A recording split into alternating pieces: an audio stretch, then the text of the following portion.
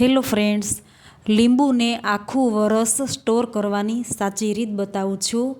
નથી ક્યુબ બનાવવાની ઝંઝટ કે આ લીંબુ પાણી નહીં કડવું થાય, આખું વરસ તાજું જ રહેશે તેવી એકદમ સરળ રીત બતાવું છું. તો મેં 5 કિલો લીંબુ લીધા છે.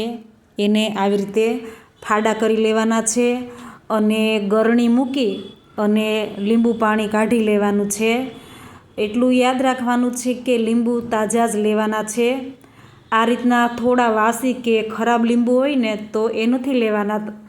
આવા લીંબુથી છે ને લીંબુ પાણી કડવું થઈ જાય છે. એકદમ તાજા લીંબુ જ લેવાના છે.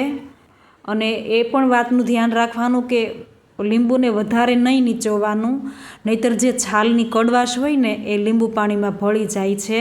એટલે કે વધારે ભાર દઈને પણ નથી દબાવવાના કે લીંબુની છાલ પણ દબાઈ જાય એટલા નથી દબાવવાના. તો આ રીતે બધો જ લીંબુનો રસ કાઢી અને ગાળી લેવાનું છે. ગરણી મૂકી છે એટલે રસ પણ ગળાતો જાય છે.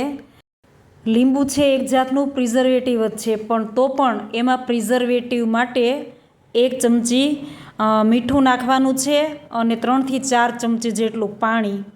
હવે આ વસ્તુ નાખવાથી છે ને લીંબુ પાણી કડચું નહીં થાય અને આખું વર્ષ તાજું હોય ને એવું જ રહેશે. તો આ રીતે કોઈ પણ કાચની કે પ્લાસ્ટિકની આ જે સોડાની બોટલ છે, એરટાઈટ ઢાંકણ આવે છે એમાં ભરી લેવાનું છે. અને વાપરવાની બોટલ છે ને નાની બોટલમાં ભરવાનું.